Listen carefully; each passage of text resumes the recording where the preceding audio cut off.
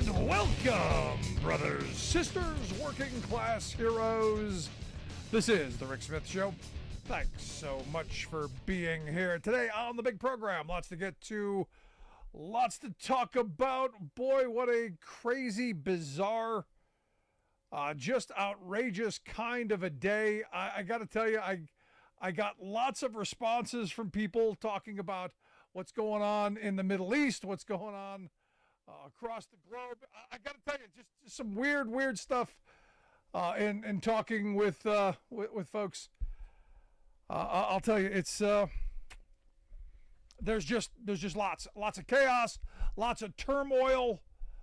All the stuff going on in Israel and Palestine, more death, more destruction, more misery, and I condemn it all.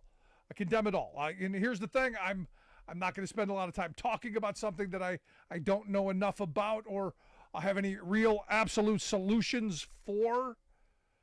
But I do find it amazing. I do find it quite interesting that my Republican friends are all about, well, we're going to blame Joe Biden for everything. Let's blame everything on Biden. I find it interesting that the head of the RNC sees it as an opportunity. I find it interesting that Tim Scott is blaming Biden. I find it interesting that Trump says, would have never happened. Never happened if it were me on the watch. And again, it's this, everything's Biden's fault. Every bad thing that happened is Biden's fault. Every good thing that's happened, well, that's because of it's just the world that we live in. And I found it interesting, Trump saying, well, if things all over the world, things are not what they were just 3 years ago. And you're right, Donald, things aren't what they were 3 years ago. The world has opened up again. And again, going out, telling the big lie again, American tax dollars are funding these attacks. No, they're not. And this is the how come the frame isn't, Jared Kushner caused this? How come that's not the frame? Because if you remember, Kushner was supposed to have brought us world peace. Kushner was supposed to have fixed all of this. Maybe now would be a good time to have a confirmed ambassador. Kind of a thought. Now might not be a bad time to, I don't know. Instead of having an acting ambassador, have somebody who actually, I don't know, is confirmed. I mean, the sad reality is we can't get simple functions of our government accomplished. Can't seem to get that done. And of course, Tommy Tuberville still holding our country hostage. But what do you expect from where we are in this moment? Now, Chris Christie says the House Republicans are being irresponsible. Yeah, of course they are. Because as we speak, they're still trying to figure out how to do basic functions of government. And they're saying, look, we're going to send aid to Israel. How's that going to happen when the people who control the purse strings are dysfunctional? It's one of these things where you look at the space that we're in and the amazing time that we're in. And the fact that we, again, can't seem to get the basic functions of government accomplished. That's what's frustrating to me. That's what's angering to me. That's what, at some point, I hope, I'm just throwing this out here, I hope we get something done.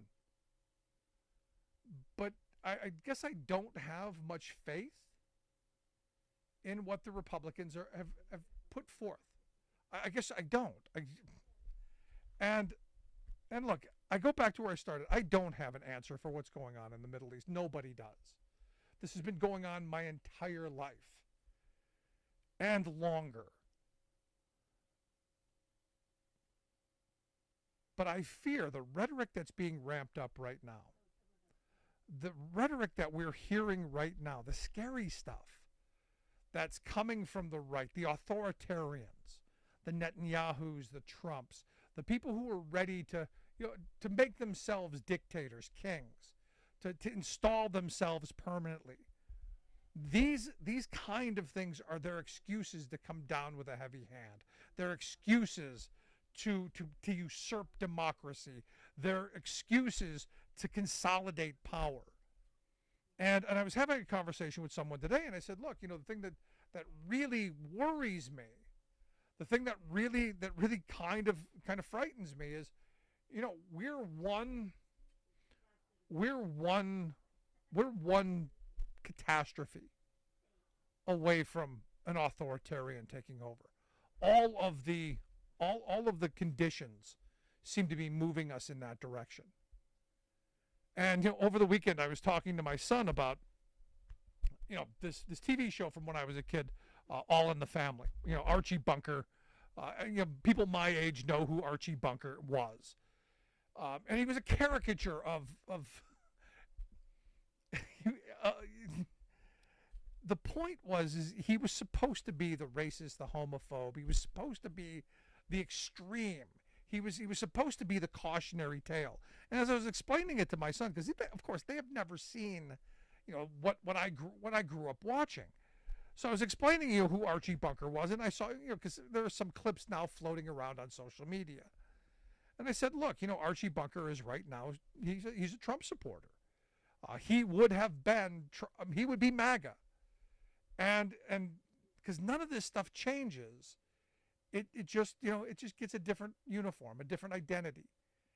And as I was explaining, the Bunker era, you can look at as either, like I look at the book 1984. It's either a cautionary tale. It's something there you go, whoa, I read this. This is all bad. We shouldn't do this. We should use this as the warning signs for what could happen. And then there's the other side of the coin that go, yeah, it's a pretty good idea. This is a playbook. This is what we should do. And I look at Archie Bunker now almost in the same vein as he was a caricature of what a racist, a homophobe, a bigot, all those things were, and something you didn't want to be. But now there are people who go, no, that's the guy. And I got to tell you, I'm a bit concerned of where we are. And as we were going through, some of the things that the conversations that back in the 70s you could have these kind of hard conversations, through television. They did. Archie Bunker's, All in the Family was groundbreaking. We're not that society anymore. We don't seem to have these spaces to have hard conversations anymore, to deal with hard problems anymore, or at least find some solutions to. It seems like we're in our camps. We've got our talking points, we've got our social media crowds, we've got our bubbles, and never shall we interact with others. And this is where I'm concerned about my kids and their future, because it seems like, and I can't help but think, especially with the Trump rhetoric today, I can't help but think one crisis, one terrible catastrophe, one tragedy, and someone like Trump, someone like Netanyahu, some authoritarian figure grabs hold of this country, or countries around this world, because we're making that shift. And we now have fascism on the rise. We now have corporate-run right-wing strangleholds, where democracy be damned, rights of we the people be damned, rights of the minority be damned. Mob rule will be the rule of the day. And that should frighten everyone, because at some point, everyone fits into a minority category somewhere. It's just not maybe today. So I want to hear your thoughts. email me, rick@thericksmithshow.com. I got lots to get to, questions, comments, especially about, will we have a speaker? Will there be one by the end of today, tomorrow, next week, next month? Will they, could they, can they, might they? Who knows? Gonna take a quick break, right back. Stick around. You're listening to The Rick Smith Show, where working people come to talk.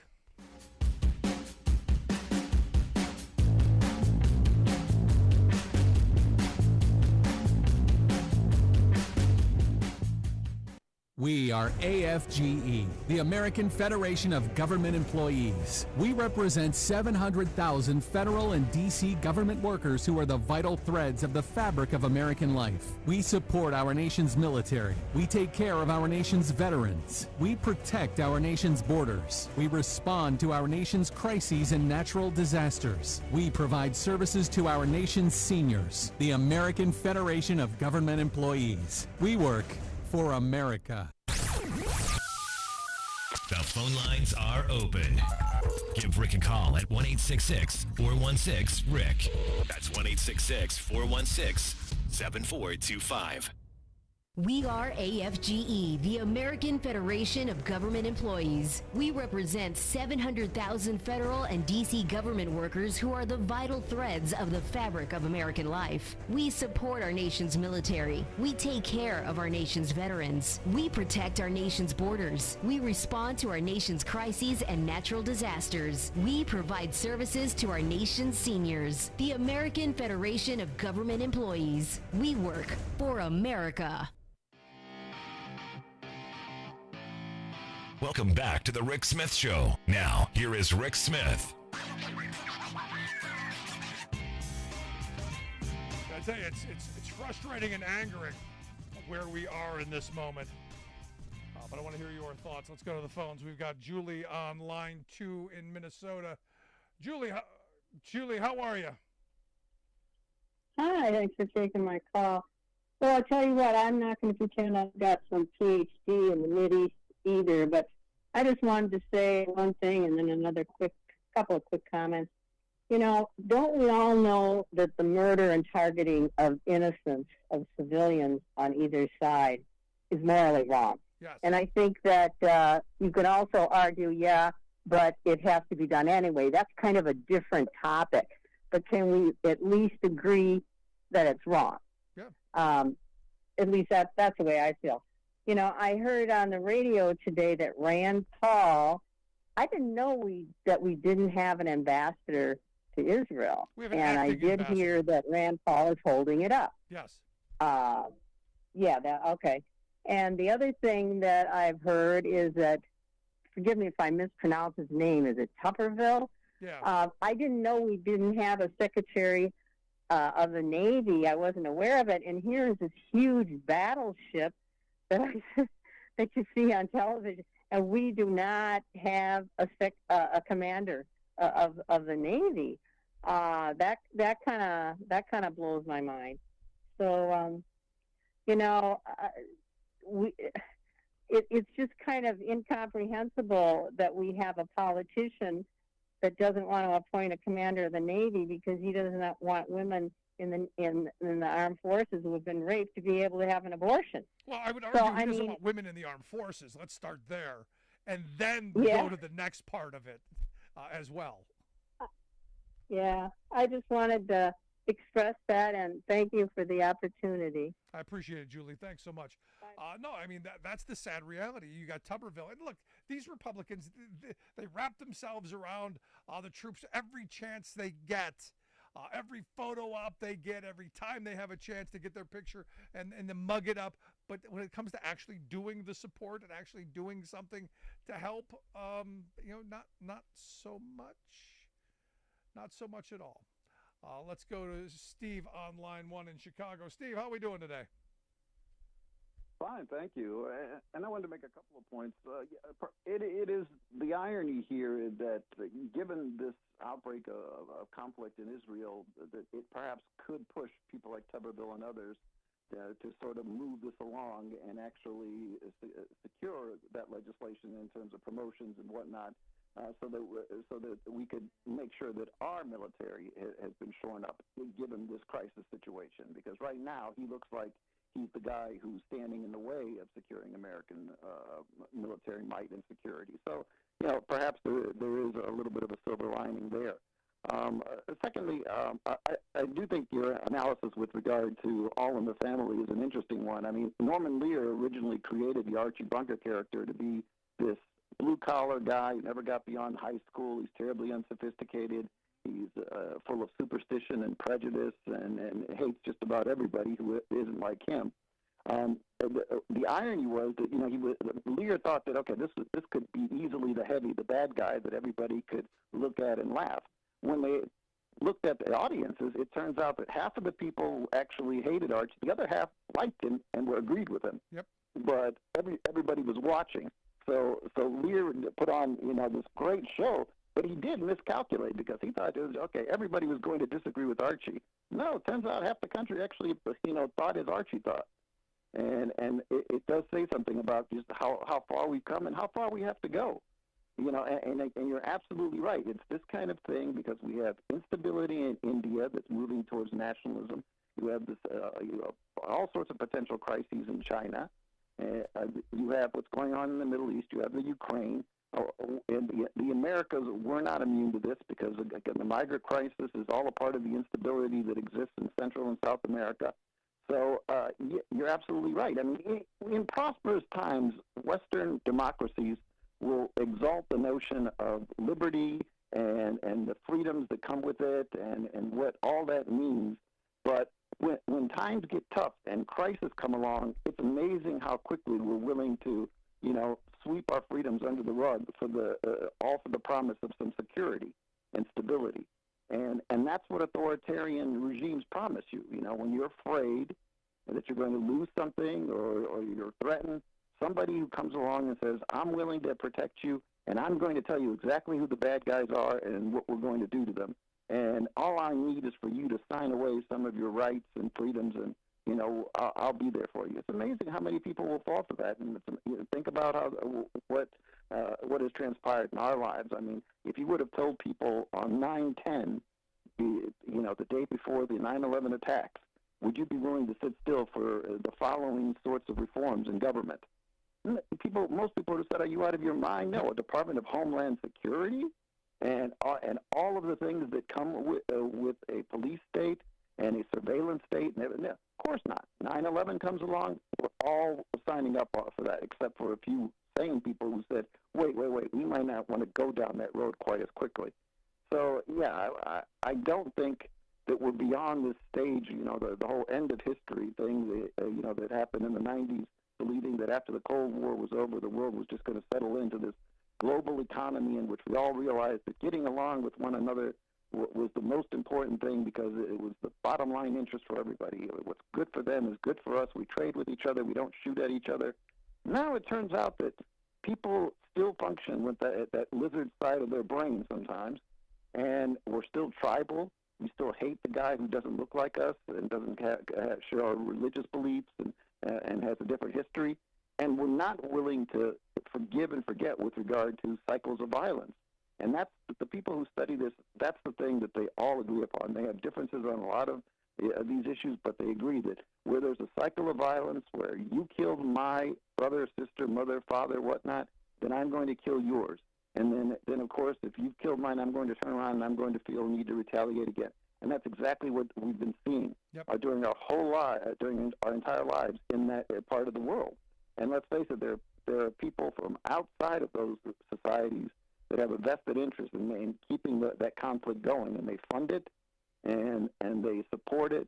And I don't know, like you said, I have no idea what the answer is, except to say that if you could somehow take 10% of the radicals out of the equation in both in the Palestinian community and in the Israeli community that don't see anything but war and hatred, that would be the only solution. I firmly believe that there's a hope for 80% of the people there if they could just remove that 10% of the extremes on either side of that equation. But again, that's not going to happen. Yeah.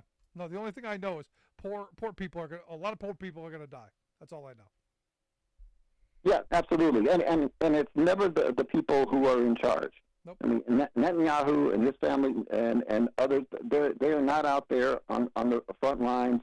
You know, he may support the occupied territories. He's not going to live in them. And the same thing with regard to the leaders of Hamas. The leader of Hamas lives in Qatar. His kids go to the best schools in the world, and they drive cars that most people could never afford, let alone the people living in the occupied territory. So, yeah, I mean, there's a vested interest in keeping this going. Yeah, I appreciate the thought, Steve. Thanks so much, man. Thank you. Let's go to John on line 3. John, how are we doing today? Oh, doing just peachy. How are you? Good. What's on your mind? Did you hear?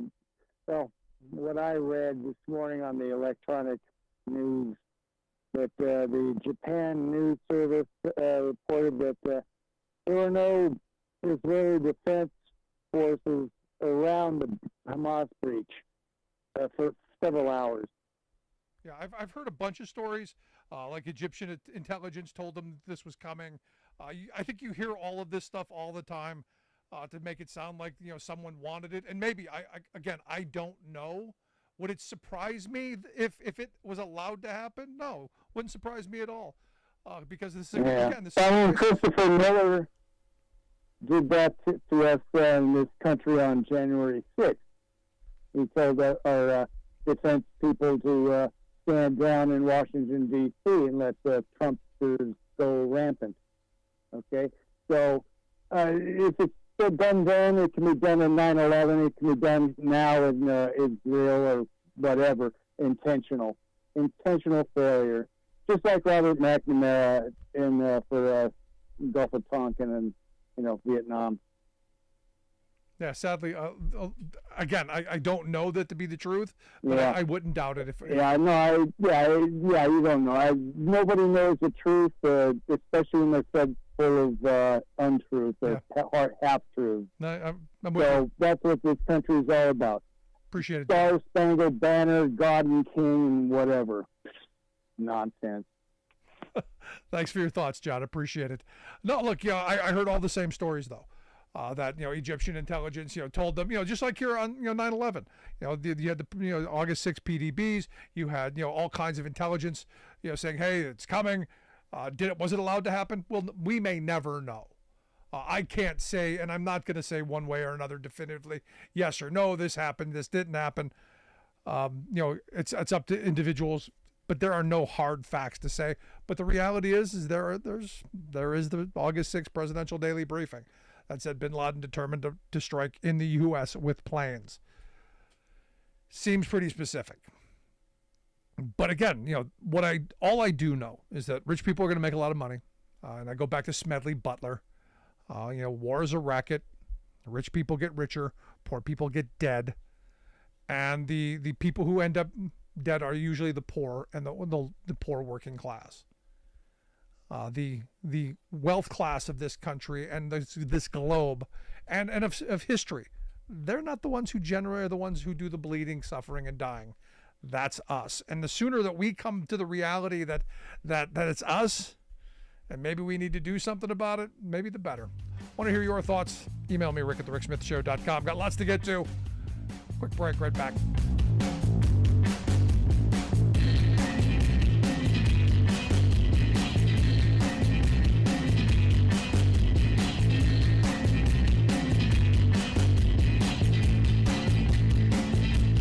I'm Rick Smith, and this is Labor History in 2.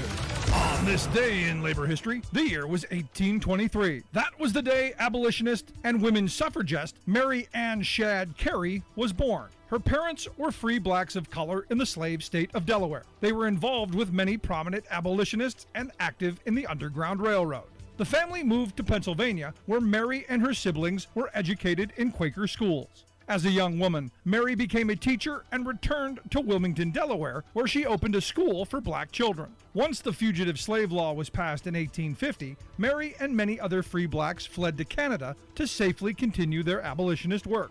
She opened a school for fugitive slaves in Windsor, Ontario, just across the river from Detroit. Mary soon came under fire in the local press for insisting the school be racially integrated.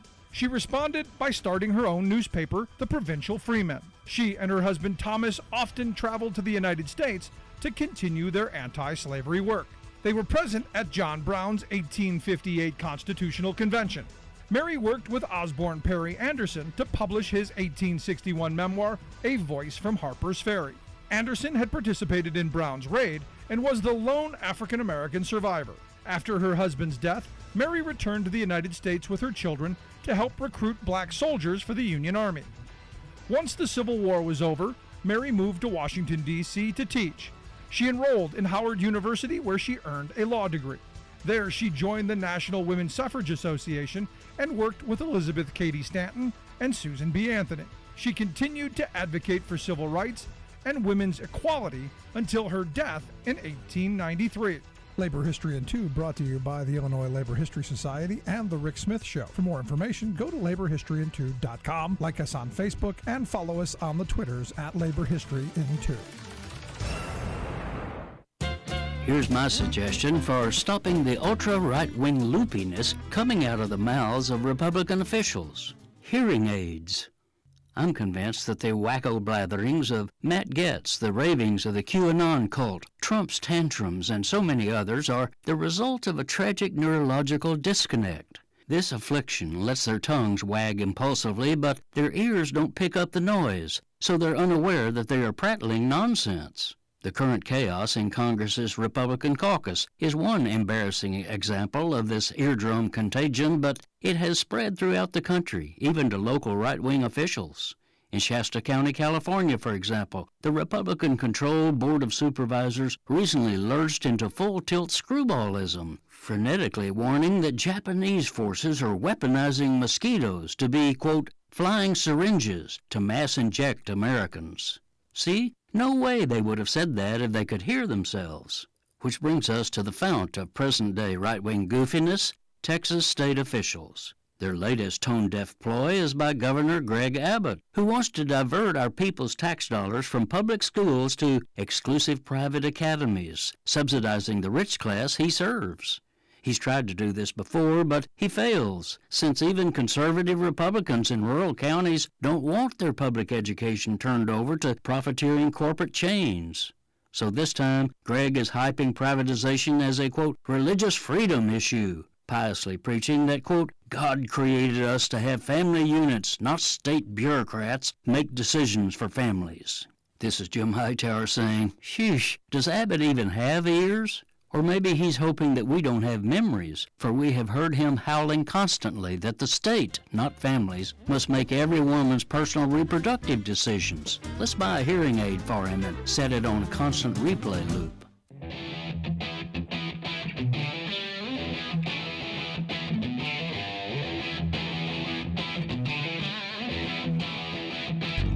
Welcome back to the Rick Smith Show. Now, here is Rick Smith.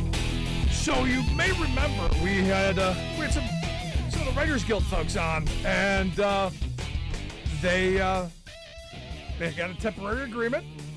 Well, they have now ratified that temporary agreement. 99% of the folks with the Writers Guild of America approved a new 3-year contract with the major studios. You remember about 5 months ago they went on strike. Now this is behind them, and look, as I said, this is big freaking deal, because this is the first victory in that new front line of the class war against AI, robotics, the brave new world. They were able to say, look, you know what? AI is not going to replace working people. This is a huge victory. Much like, on Friday, there was the announcement out of the UAW that the battery plants are going to be in the master agreement at the UAW in the Big Three. Big freaking deal. Lots of good stuff going on. Now, as we talked about on Friday, the Mac workers reached an agreement. There was a tentative agreement, and I had asked, what do you think the chances of that agreement being accepted? And my guest said, don't know. Well, today we found out. And those workers are now on the picket line, as nearly 4,000 people in Macungie, Pennsylvania, members of the United Auto Workers at Mack Truck, have taken to the picket line. And here to talk about why they're on the picket line, I've asked Tim Herzog to come talk with us. He's a committee man, acting shop chair of UAW Local 677. Tim, Thanks for taking time for us. Thanks for having me. So on Friday, all excited. People I was talking to, hey, they've got an agreement. This sounds good. What happened? So there are some sticking points in our local agreement. They want to add a half hour to our work day. Right now we work a straight 8-hour day. We get paid for lunch. They're looking to get more productivity off the line. So they want to run the actual lines 8 hours a day and pay us a half hour straight time to be there. They don't want us leaving the property, so they're going to pay us for our lunch. But, that extra half hour, along with being straight time, it really throws a wrench into our employees' families' lives. We got people trying to get kids to daycare, and a 6 o'clock start really isn't feasible for a lot of people. That was one of the main hangups. With some other local language, they want to take away some bidding rights. They only want us to be able to bid once a year, changing jobs. And we have what we call Article 9, where we're able to change shifts. If your seniority allows you to bump shifts, they want to suspend that for 18 months. Just a lot of things that they want to do with our seniority. Yeah. And all the way around, the general consensus was that the pay was a little light. So we pretty much, I believe all the plants voted it down to 73%. Wow.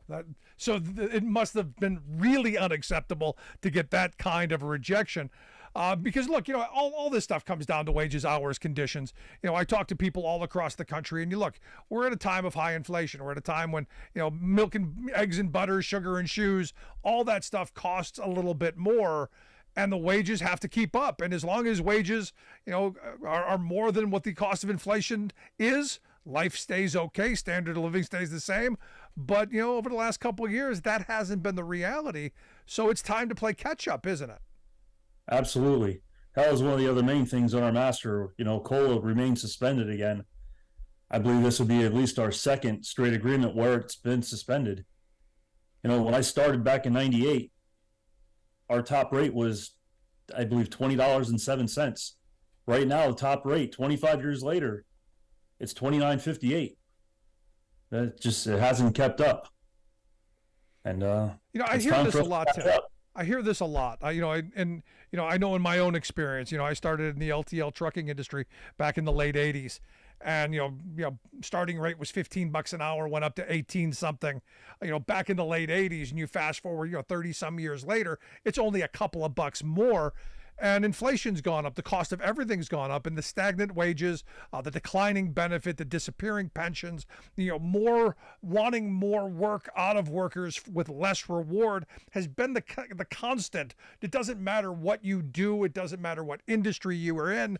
It seems to be the constant across the working class of this country. So do you get a sense, as I do, that finally people have had just enough? And that coming out of the pandemic and with all this inflation and all this stuff, and that people just have had it, especially as we're seeing strikes that are being successful and organizing campaigns that are being successful. Do you think that people have just had it? 100%. I know Local 677 has had it. It's tough. I know that we've raised the price of our trucks several times since the pandemic. And our raises, they're just not keeping pace. When we didn't have COLA the last contract, it really hurt us.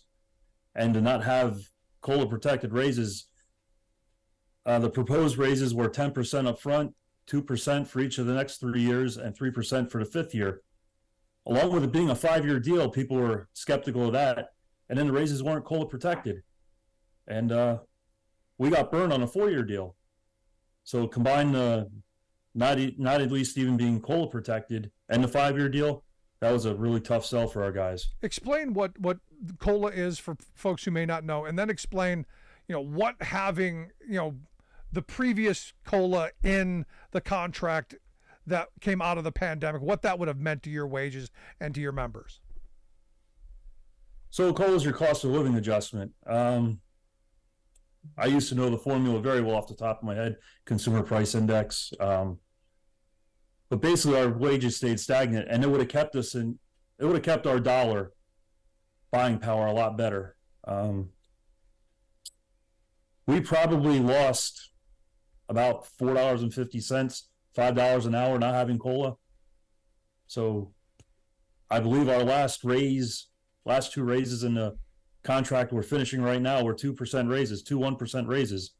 It killed us. Yeah, see, this is something I've talked about numerous times.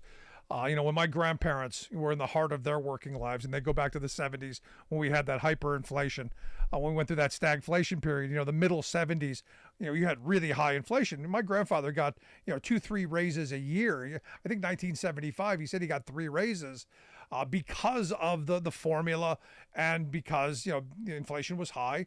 And they made sure that, the buying power, their standard of living, their wages didn't get eroded by inflation. That's what the unions fought for. And by taking that cost of living adjustment away, it has eroded the buying power of jobs that were the gold standard of the working class, like at Mack Truck, like at Ford or Chevy or GM or any of those places, or even in the LTL trucking industry that was unionized, at 85% when I first started.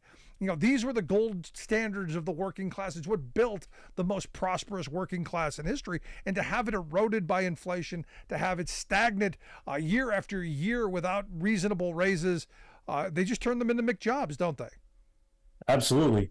We're having trouble keeping pace with the warehouses around here. Lehigh Valley's, pretty much a warehouse hub, being on proximity to I-78. Like, you can go to Uline and get $28 an hour, and I feel like the company's lost sight that building these trucks is a skilled trade job, and it's, when I started in 98, we had about 8,000 people apply for 350 jobs. Now we have trouble filling, a class of 25 on a Monday. It speaks volumes for where we're at as far as pay scale. Yeah, well, it's not that gold standard anymore. And, look, I've had that conversation with hiring folks in the job that I've worked at. Why don't people want these jobs anymore? Because you're not paying them as you did in the past.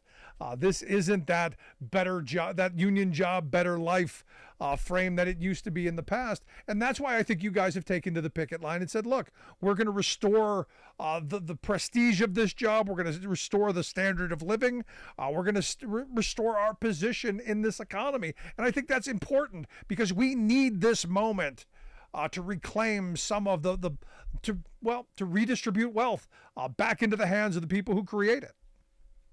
Yeah, so they've been selling these trucks. Half our workforce is anywhere between 70 and 75% on the pay scale because we have a wage progression. That's been going on for 10 years. This company's been charging 100% for that labor for 10 years. They're killing it, and it's time to start sharing the wealth. Yeah. I look at the big three. Their CEOs are making in the $20+ million a year range. Where's your guy at? I honestly don't know. I should have researched that. Do you think he's working for $20 an hour? What's that? Do you think he's working for $20 an hour? Yeah, I doubt it. But yeah, it's just been tough, man. Like, our folks work hard. It's not easy to build a truck. We don't build pillows there. You leave there banged up, you're sore, you get home. We want to be paid for it. We're not looking to be millionaires. We just want a fair wage. I'll be honest with you, our benefits are pretty good.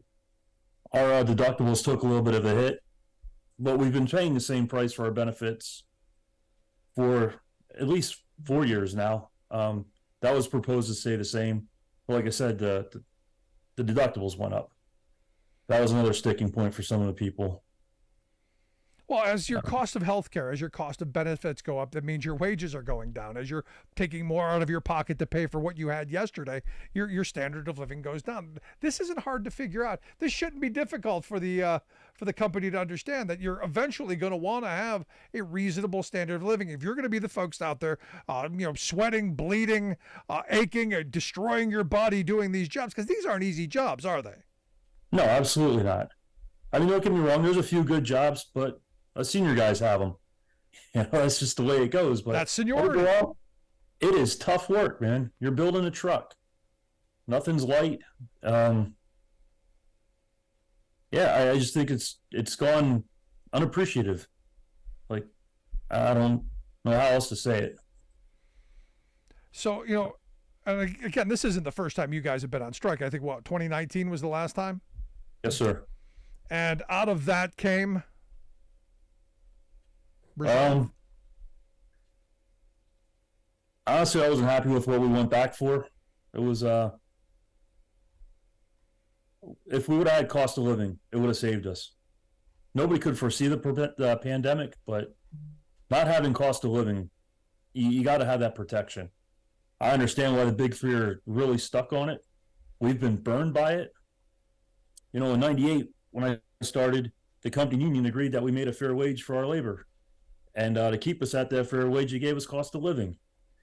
And every October, from October to October, we got a 3% lump sum check that was supposed to keep those in lieu of the compounding raise. But that COLA was supposed to keep us at that fair wage. We were 2 contracts into that, and they started taking 2 cents per quarter out of our cost of living to help offset health care. So over the duration that they have done that, they've taken back $2.76. While it says I pay $28 a week for my benefits, you can add at least another $2.75 an hour to that. That a lot of the younger folks don't understand that where that came from. I've been there. I've seen it all go away. And honestly, it was a tough decision this time. I can see the finish line right in front of me. I got 5 years, got my 30 years in. These younger folks, man, they got the drive. I hope we can all stick together and win this together. Yeah. No, and that's an interesting point you make. I mean, you see the light at the end of the tunnel. It'd be easy to go, you know what? I don't care. Screw you guys. I get mine. I'm going. And the interesting thing is, when we were on the picket line in Toledo at the Jeep plant, and in Michigan at the Ford plant and the Mopar distribution center, the old timers were the ones that look, I'm going to be okay. I see the light at the end of the tunnel. I'm out here fighting for the future so that the younger guys, the people behind me, have the opportunities that I had when this was a really good job. So everyone seems to have this idea that I met anyway, and I don't know how you guys in Macungie are looking at this, but the future is just important as the right now. So I'm curious, is that kind of a frame that you guys that you're seeing as well, or is this, hey, I just want what's right now? Honestly, I've seen a lot of the older guys kicking in. This job's become to the point where, it's not a legacy job anymore. When they were hiring, I did not want my son getting a job there. It's not the job that it was when I started. Some of the guys I started with, man, it was a badge of honor. Some of the guys, their dad and their grandfather worked there. I was a first generation Mac worker, and I'm probably going to be a last generation Mac worker. It's a shame that that's what it's come to. Yeah. You're listening to the Rick Smith Show here with Tim Herzog. Tim's a committee man and acting shop chair, UAW Local 677. You want to check out their website, uaw677.org. We'll get links out on social media how you can take a look at that. Last question I've got for you. Obviously, nobody wants to go on strike. Obviously, nobody wants to miss a paycheck and go through what's going through here. What's it take to get you guys back?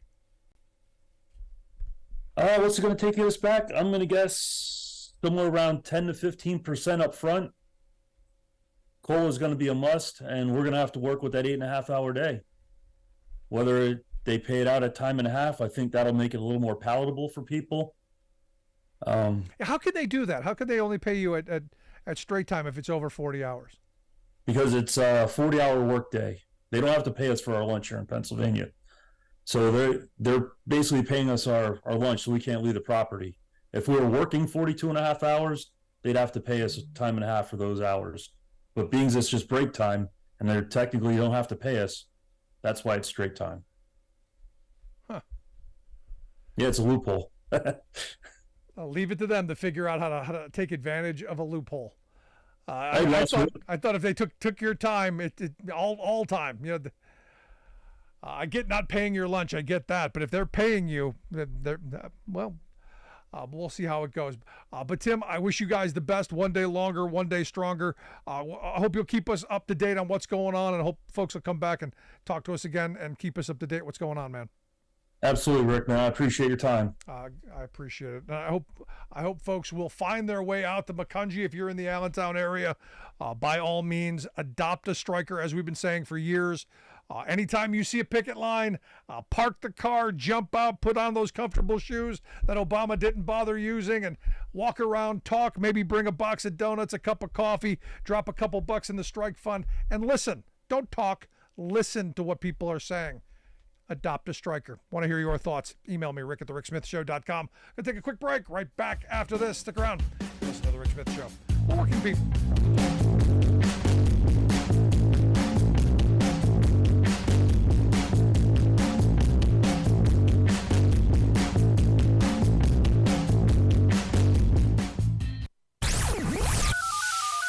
The phone lines are open. Give Rick a call at 1-866-416-RICK. That's 1-866-416-7425. I'm Rick Smith, and this is Labor History in 2. On this day in labor history, the year was 1997. That was the day that a group of female employees at the investment firm Smith Barney came to a tentative agreement to settle a sexual harassment lawsuit against the firm. Smith Barney was one of the oldest Wall Street firms, with a reputation for respectability. But behind closed doors, the firm more resembled what the Chicago Tribune described as a fraternity house atmosphere. The accounts women told of their treatment at the firm were lewd and disgusting. In the basement of the Garden City, New York office, there was a room called the Boom Boom Room, where female employees were told to entertain clients. Fed up with this treatment, more than 20 women joined together and filed a class action lawsuit. To settle the suit, the firm agreed to invest $15 million in diversity training, along with settlements to each of the harassed women. Sexual harassment of women in the financial industry was not only a problem at Smith Barney. Female brokers in Chicago filed a suit against Merrill Lynch, who agreed to a settlement with the plaintiffs. Smith Barney also did not learn their lesson. Just over a decade later, the firm again settled another sexual harassment suit to the tune of $33 million. This time, according to Forbes magazine, the suit was filed by 4 female brokers who accused Smith Barney of preventing them from competing fairly for new accounts, promotions and pay, and depriving women of equal training and sales support. Over the course of 15 years, Merrill Lynch paid out almost $500 million in discrimination suits to women and minority brokers. Labor History in 2 brought to you by the Illinois Labor History Society and The Rick Smith Show. For more information, go to laborhistoryin2.com, like us on Facebook, and follow us on the Twitters at Labor History in 2. You're listening to The Rick Smith Show, where working people come to talk.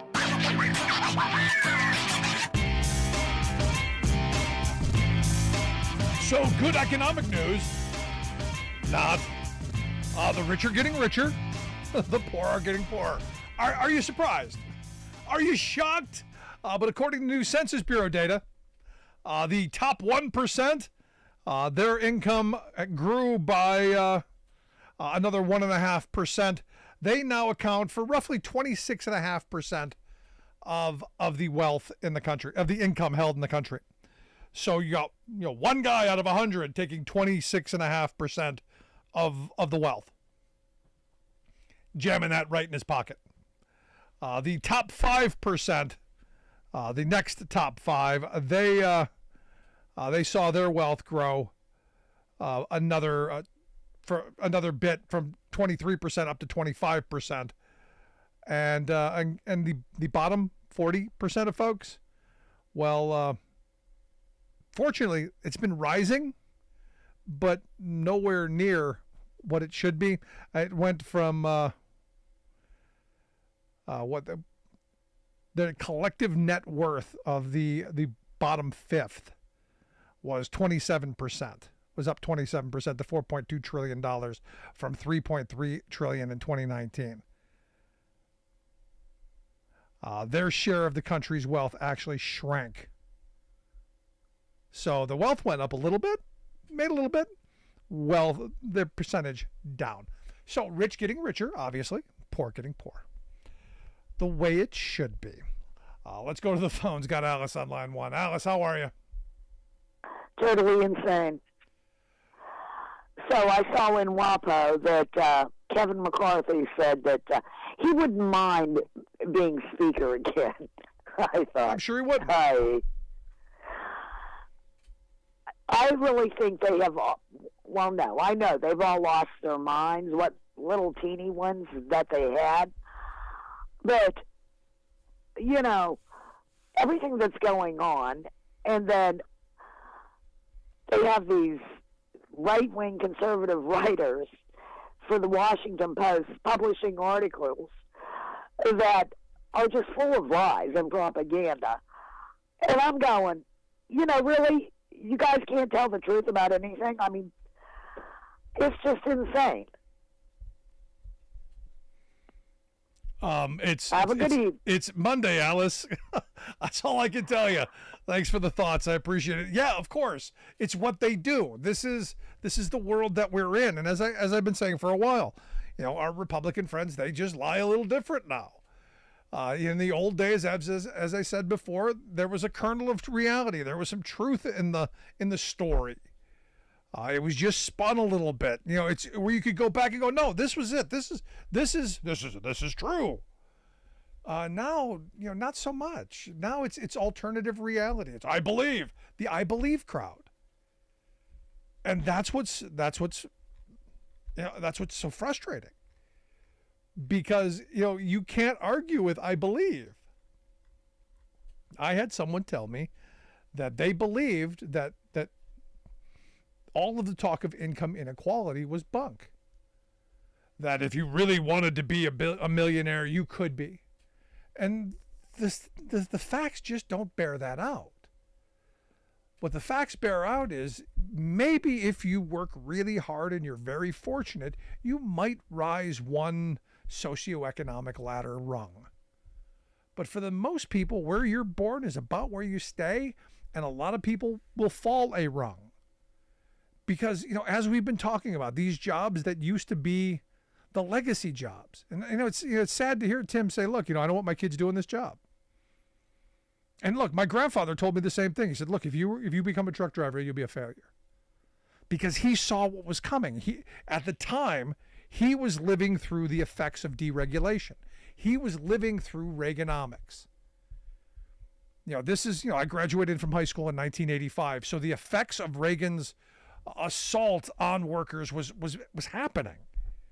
You know, he said, look, you know, all of these trucking companies, they're going to start going out of business because they can't compete with the brave new world, which is, you know, any idiot with a truck is now a trucking company.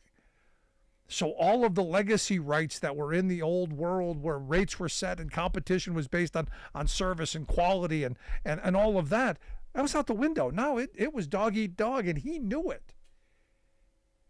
You know, a guy with an 8th grade education knew this job was not going to be a great one. Now, it took a generation, and I don't want my kids doing it because sadly it is not the job that I started in. And it has gotten progressively worse over the years.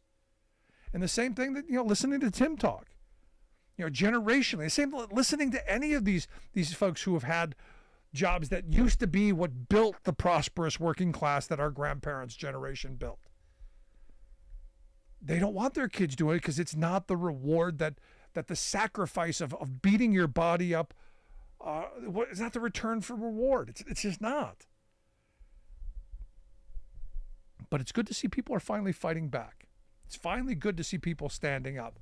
And so I'm glad to see the UAW folks saying, you know, enough is enough. Now's the time to say, stand up, fight back. I want to hear your thoughts, though. Email me, rick@thericksmithshow.com. Miss any portion of the program, grab the podcast. Back after this. Unprecedented and deeply alarming. Scientists are freaking out about September's record heat and Antarctica's missing ice. Critical climate targets still barely within reach thanks to growth of renewable energy. Plus, we will be bold. We will be radical. Bold and radical. British Prime Minister cancels high-speed rail, expands offshore drilling. All that bold, radical news and more straight ahead. From BradBlog.com, I'm Brad Friedman. And I'm Desi Doyen. Stand by for 6 minutes of independent green news, politics, analysis, and snarky comment. So I have a choice of electrocution or shock. You know what I'm going to take? Don't care. Both sound good to me. This is your Green News Report. Okay, Desi Doyen, the fallout from the summer that is apparently never ending continues today, and now there's concerns down in Antarctica? Yes, climate scientists are freaking out a bit after the hottest summer in recorded history. Temperatures in September are even more abnormal across the planet. Preliminary data from Japan's Weather Service this week indicates September 2023 beat the previous warmest September by such a wide margin that climate scientist Zeke Housefather called it, quote, absolutely gobsmackingly bananas. NOAA scientists warn that global heat will keep rising as the El Nino weather pattern in the Pacific peaks early next year, and to, quote, expect more records to be set in the coming months. I am expecting. All of that heat has consequences, especially for wildlife that can't escape. In Brazil, more than 100 Amazon River dolphins were found dead in a remote rainforest lake amid record drought and record hot water temperatures that topped 102 degrees Fahrenheit. Scientists are also freaking out a bit because Antarctica's sea ice just hit a new unprecedented record low by an astonishing margin, according to the National Snow and Ice Data Center, increasing concerns that it could be entering a state of accelerating decline brought on by man-made global warming and record warm oceans. It matters because Antarctica's sea ice helps stabilize its vast land glaciers that would raise global sea levels substantially. And sea ice influences the ocean currents that distribute heat, nutrients, and oxygen across the planet, supporting the ocean food chain. As New Zealand scientist Natalie Robinson warned in an interview with NewsHub, if we're going to change how the sea ice forms, we're actually changing some fundamental aspects of the global ocean system.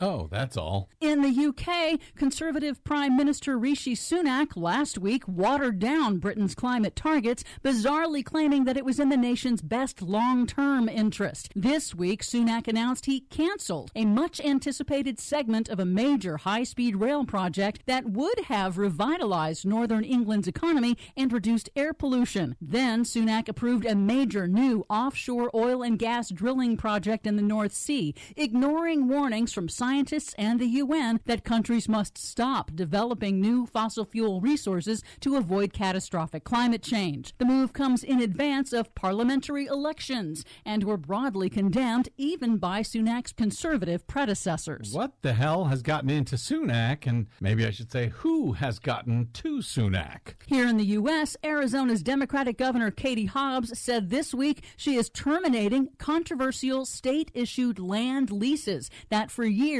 gave a farm owned by Saudi Arabia the ability to pump virtually unlimited amounts of the desert state's groundwater for free to grow alfalfa for export to Saudi Arabia. Worsening drought in Arizona has brought renewed attention to the issues of foreign-owned farms and unregulated groundwater pumping. I guess it has. Cue the right-wing outrage. The Department of Energy finalized new, upgraded energy efficiency standards for natural gas-fired furnaces, requiring 95% efficiency for non-weatherized gas furnaces and those used in mobile homes. Take your dirty hands off my gas-powered furnace. The department says the new efficiency rules will cut down on indoor air pollution and save consumers money on energy, collectively $25 billion over 30 years. Stop saving me money and saving my life. And finally, some encouraging news. Thanks to the rapid growth of renewable energy and electric cars around the world, the UN's International Energy Agency says we still have a chance of limiting man-made global warming to 1.5 degrees Celsius above pre-industrial levels.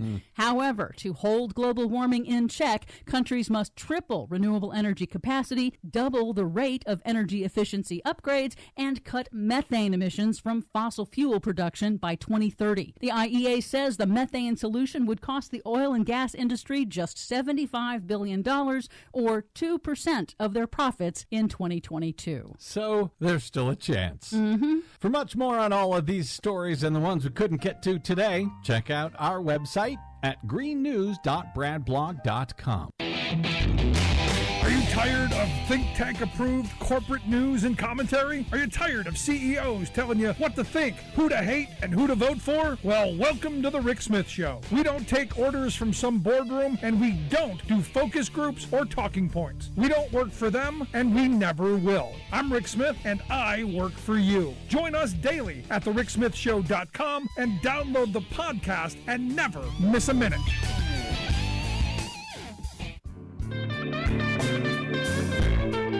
Welcome back to the Rick Smith Show. Now, here is Rick Smith.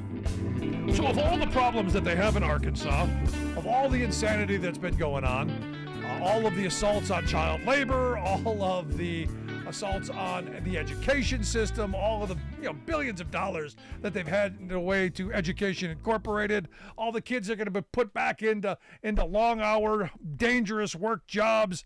Nobody seems to care about that, but Podium Gate. Oh. And look, the argument over, is it a lectern or is it a podium? Inquiring minds want to know. And here to share some thoughts on, is it a lectern or is it a podium? And do we care? I've asked our good friend Pete Dominic to share some thoughts and help us work through and get to the other side of Podium Gate. Pete is a stand-up comic and host of Stand Up with Pete Dominic. You can find that at standupwithpetedominic.com. Pete, thanks for taking time for us. Always make time for you, Rick. I'm so happy to see you and all of your beauty. Are you still doing the modeling thing just on the side as a side hustle? Oh, yeah. Yeah, like I belong on TV. Me too. Mostly hands. Mostly I model my hands. I just heard about this story with Sarah Huckabee. I mean, first of all, it's a podium. Podium Gate. Who uses the word lectern? But apparently her podium cost $19,000. $19,000 for a podium. And I don't understand what that means. What can it do for you at that? I suppose it obviously goes up and down with the button. Maybe it's got some other electronics in it. But other than that, I mean, if the podium doesn't make sweet love to you or have $18,000 in it, then why is it $19,000? I can't. And furthermore, the idea that Republicans actually care about government spending has always been a canard. It's always been something that Republican politicians have tried to make conservative voters and folks believe, but it's not true. When they get in power, they waste all kinds of money. Didn't you see the debate, the last GOP debate? Tim Scott and his old friend Nikki Haley, both from South Carolina, they're arguing about curtains. Did you pay for those curtains or not? I mean, of course they did. They buy stuff just like any other person in office. And Sarah Huckabee Sanders, of course, is the daughter of the former governor. Now she herself, the governor, she knows her way around the governor's mansion. She should know her way around making mistakes like this. $19,000 taxpayer expenditure for a podium that doesn't, from what I can tell, make love to you or have $18,000. Or vibrate. I was thinking maybe it vibrated. Yeah, well, I mean, even that wouldn't cause it to be that much money. And I was thinking like an AI vibrating screen kind of thing like that. Because look, for $19,000 in Sarah Huckabee Sanders is not enough money. No, it's crazy. By the way, I think the most important thing here is that Sarah Huckabee Sanders is the governor of Arkansas. I think that's the most important thing. It's hard to believe that you could succeed after what she has done and seen and been. But, I guess Arkansas, the standard is a bit different. More importantly, when you sit here and scream about how you don't want politicians in charge or you don't want people that are legacy politicians. First of all, Sarah Huckabee Sanders' dad is Mike Huckabee. Matt Gaetz' dad in Florida was a well-known state senator for years. I mean, talk about the swamp. It doesn't get any swampier than a politician's kid, Republican or Democrat.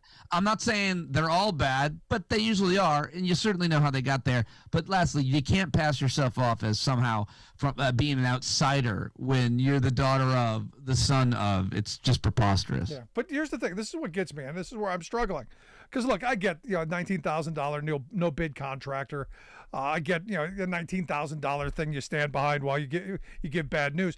How come we're not upset about the bad news though? If I'm living in Arkansas, I'm furious about the amount of money that they handed out to charter schools and voucher schemes. I'm furious about what they've done to child labor laws. I'm furious about that stuff. But no, we're fed these trinket stories to get all worked up and all lathered up in the panties about.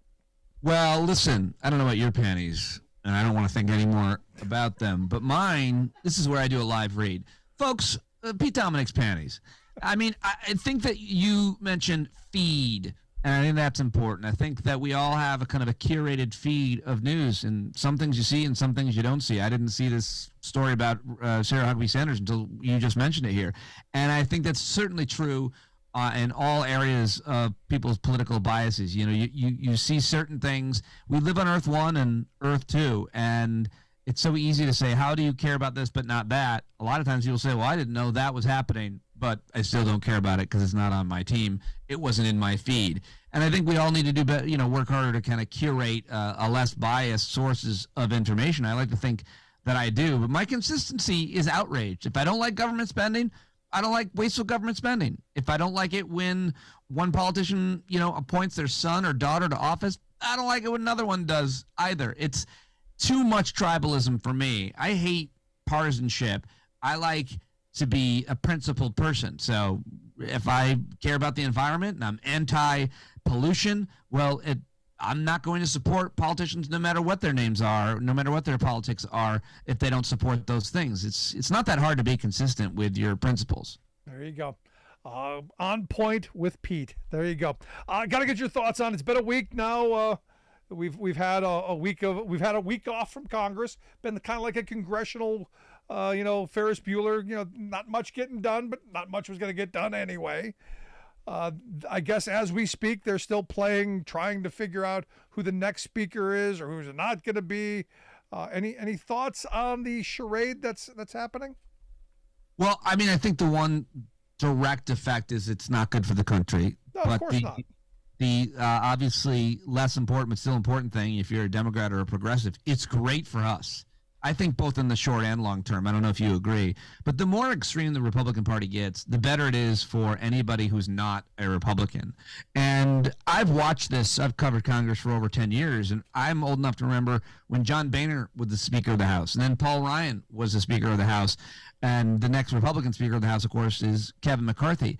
And each one of these speakers were more extreme than the last one, but the Republican Party as a whole has become a lot more extreme as Donald Trump is their president and Steve Bannon one of their de facto leaders. And I think that's important I think the context is, Rick, really important to talk about because it's not a new thing. And it certainly didn't start when Trump took office. Trump was at the White House Correspondents' Center in the audience when John Boehner was Speaker of the House. So, I think that people need to remember that this party has been going further and more extreme since Reagan was president when it comes to the idea of governing and governance. When Reagan said that government is not the solution but the problem, that was probably one of the most effective, succinct messages any politician had ever delivered.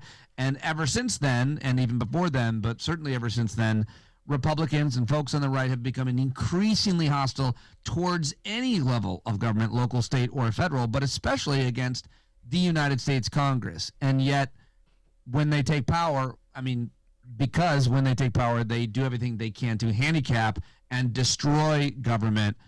And at this point, they're total nihilists of their own party. And I think what is the phrase? The dog has caught the car. And that's as a result, of course, of the abortion issue. I think that there are a lot of people, especially women, who are not at all interested in politics. They're intimidated by it. They don't care about it. They don't think it affects them, but they do now because this affects women directly, and it's not something that you can forget about. It's not even like a school shooting where it happens, and if it didn't directly affect you, we forget about it until the next day when there's another one. Women don't forget about their reproductive systems. They have a period every month that reminds them that, Gilead is around the corner. The Handmaid's Tale is in the works. And I think that this issue is going to animate American voters at every age for a long time. And I think that they've done a lot of damage to their party and to their brand by restricting women's health care.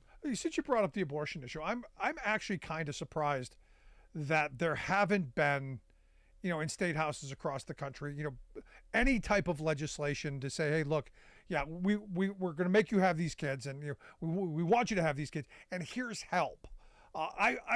Right when Roe was overturned, I had predicted there would be some Republicans across the country who would say, we're now pro-welfare programs. We're now pro-social safety net because, we're forcing all these people to have kids, and we want to ease the blow a little bit. We want to ease the sense of loss a little bit by going, hey, we're going to help you. Well, but there has been none of that. There's been nothing. I've seen zip on that front. Did you say you're surprised by that? A little bit, because or at least, look, if I were advising them, I would go, look, if you want to tap this anger down, at least make you go, look, I'm pro-life, but we're going to help on a certain level. They've gone completely the other direction and maintain their assault on those programs, which is going to make it even harder for people that they're forcing to have children to raise those children. Well, I think that is, I'm completely unsurprised by it because Republicans despise more than any other group poor people, including their own poor people who vote for them. And the people who are disproportionately affected by restrictions on women's health care, including, of course, abortion, are lower income folks. And they certainly don't care about them. And if you're still not convinced about that, the most important statistic, I would say, in political initiative as a result of the legislation passed during the pandemic, that Congress was able to pass a child tax credit, which halved child poverty in America. It halved child poverty. It decreased child poverty by half. Yeah. And then it expired. They didn't renew it. And things got bad again for those families, for those kids. There are easy solutions to help folks that are living in poverty. And when we implement those solutions at the local, state, or federal level, they almost always work. This was working. It expired. It was not renewed. Those people are now living in poverty yet again. And so the idea that Republicans would ever do anything to help anybody living in poverty, including, you can become impoverished when you have a child that you can't afford, including those families, is completely unsurprising. It's completely on brand as far as I can tell. I get just from the political gamesmanship, I had thought that there would be someone, just anyone, going, look, this is how we're going to ease the blows so that politically we don't take the bloodbath that should come every election cycle for the rest of our lives. I guess I was just a little out of my nature and a bit optimistic.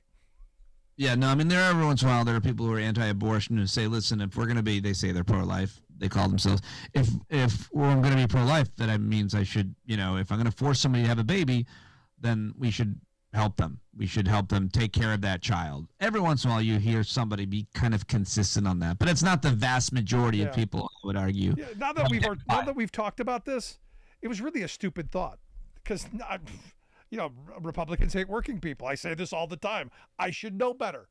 Well, they hate working, but I was going to say that because it's your show. They hate working people. The only people they hate more than working people who are people that are working even harder, because there's nothing harder than being poor. You're more likely to be, quote, working many jobs, poorly paying jobs, if you're poor. Yeah. I mean, most poor people, much to the antithesis of the stereotype, are not lazy.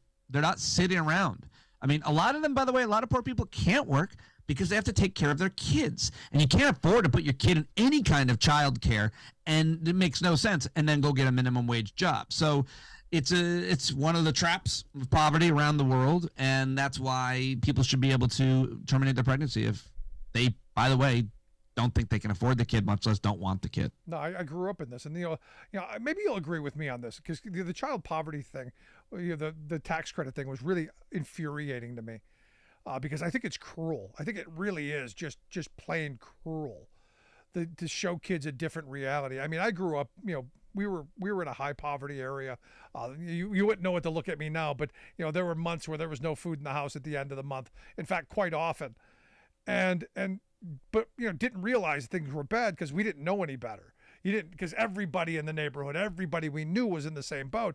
So to show kids that there's a different reality, that things could be different, that there could be food at the end of the month, that you could have resources, that mom would not be stressed out all the time having to worry about paying the rent or paying the bills, and then yanking that away in the cruelest fashion possible right before Christmas. I think that just plain evil. Well, poverty is a policy choice, and the attitude of a lot of conservative Republicans is that these people are lazy and they deserve to be poverty. And I was poor, and look at me, I'm doing well now. So can you. Everybody has the same opportunity. This is America. It's possibly the most simplistic view you can imagine anyone having, but they do have that. And also, I think you've done your listeners and yourself a discredit by poking fun at yourself. You're saying, well, believe it or not, if you look at me now, you wouldn't believe it, I couldn't afford to eat that much when I was little. I think it's important to that's, well, I see what you're doing there, but it's important to understand that when you're poor, you can't afford healthy food. And so a lot of times people in my life, I've heard say this many times, I can't believe this person is a poor person and they're also overweight. Yeah. It's their fault. It's their fault they're overweight. It's their fault they can't afford better food. No. The more impoverished you are, the harder it is to get healthy food. When it's harder to get healthier food, you have to rely on preservative laden snacks, salt and sugar laden things, and that's why we have a diabetes epidemic in impoverished communities in America. It's because they don't have access to healthy, good food. It's not because they don't want to eat it. No, you're right, Pete. No, there's no question about that. Thank you for the correction. Something I've said before, but thank you for that. Now, you have no excuse. You're doing well now. I mean, listen, whatever your health issues are, those are all your problems. I'm completely sensitive to that, by the way. I think that it's so ridiculous when people look at people and decide based on the way they look, what opportunities they do or don't have, what education or resources they do or don't have.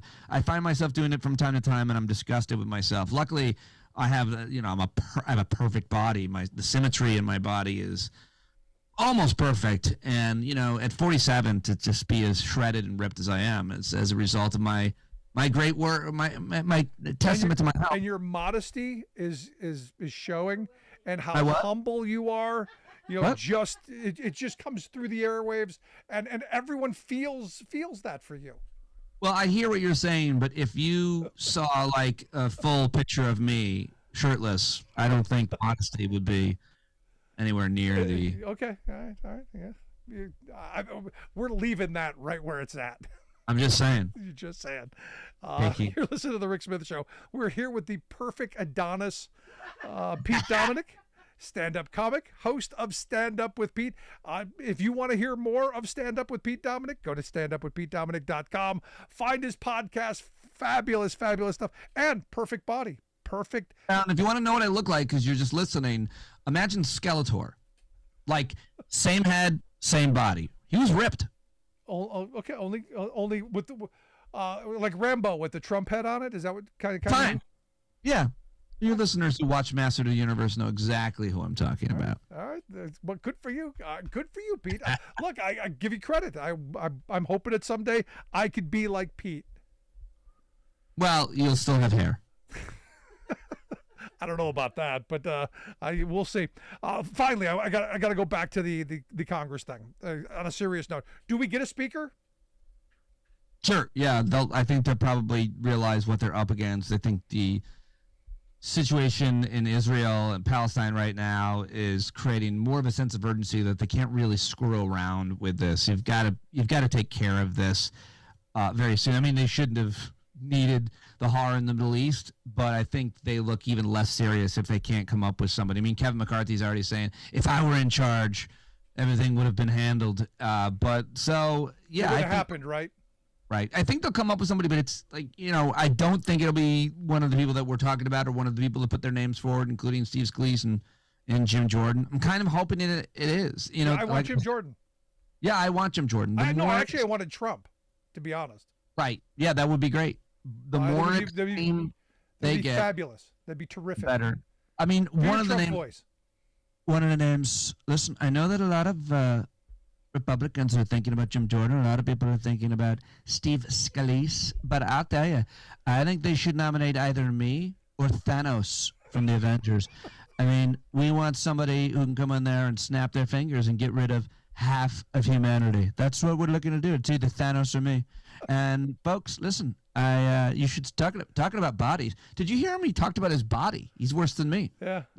Well, Said he's 215, man. 6'3", 215. Yeah, right. Yeah. So I mean, I think it's gonna be someone that might be a little bit more moderate, a little bit more reasonable than your Jim Jordan or Steve Scalise or even Kevin McCarthy. That would be the surprise. I don't know who that consensus person would be. You would think they might want to choose someone who isn't a nihilist, who can get deals done to, say, keep the government open, because they're not actually going to pass legislation out of the House, then out of the Senate, and get it to the president's desk, because that's just very unlikely to happen in terms of any meaningful legislation. They might name a few post offices or keep the government open or pass a budget, but the idea that they're going to pass anything significant, I don't think anybody believes. No, there's nothing coming out of it. But I look at Scalise and Jordan, and I'm going, why these two idiots? I mean, I look at Jordan. I have no idea why Jordan would throw his name in the ring with all of his baggage with the Ohio State stuff. I hear there's some videos that just make him look really. Exactly my thoughts. Why would you put yourself out there for more scrutiny when you've got these types of skeletons in your closet? It's not. That's exactly the thought I had. And not even in the closet, to be honest. Fair enough. Yeah, but I guess. I don't know what the answer to that is. It's just power, I guess. Just being in that position, being the speaker, and probably how enticing that seems to be for any of these egotistical congressmen. But I agree with you. Like, why would you do that if you're a Jim Jordan? Isn't there a documentary that George Clooney was producing where's that at? Like, I don't know. I'm wondering. But aren't we all going to learn a whole lot more? I mean, if Jim, and furthermore, David Corn had a great piece about this in Mother Jones. He was one of the lead insurrectionists. Yeah. Election deniers. I mean, the idea is Trump endorsed him. Right. The idea, while he works for Trump, he'll take Trump's orders, which is why Trump endorsed him too. But I mean, it's really crazy to imagine that this guy who played the role that he did in January 6th in the insurrection, in election denial, would be the Speaker of the House. That they would do that. That's tough to buy, but it's crazy. We've seen way crazier things. Yeah. But help me with this, if you would. Because I get Jim Jordan, I kind of do. He's an egomaniac. Trump. I'm sure the Trump world people were pushing him. Who knows? I kind of. He has no conscience, no soul. I get that. What the hell does "I'm David Duke without the baggage" mean? So Steve Scalise said at some point said that, right? You're talking about. What does that mean? Well, is there something good about David Duke that I'm missing? Well, for Republicans today, yeah, for sure. I mean, the hood is off. I mean, it's almost like David Duke. Is off. David Duke didn't wear a hood either. He didn't. But the idea, Scalise didn't identify as a Klan member or white supremacist, but he hung around with them for a long time, and they're both from Louisiana. They know each other, and I mean, there's a lot to be unpacked. If Steve Scalise puts his name forward, you can find a lot of pictures of him standing in front of Confederate flags and worse, saying things and supporting certain people. And when you're a Republican in Louisiana, you do have to curate the same people who subscribe to David Duke's newsletter for years. All right, well, we will see. But Pete, as always, I appreciate the time. Great stuff. I look forward to talking to you again. Thank you for having me, buddy. Always great to be here. Keep up the great work, Rick. Thank you. And it's always great to be in the presence of perfection. Thank you. Yes. You're still talking about me. Our good friend Pete Dominic. Again, check out the website, standupwithpetedominic.com. We'll get links out on social media. You can take a look at that. And you can see the perfect physique, the perfect bill of health, the perfect specimen of physicality that is Pete Dominic. And he's pretty funny too. Quick break, right back to the ground. I'm Rick Smith, and this is Labor History in 2.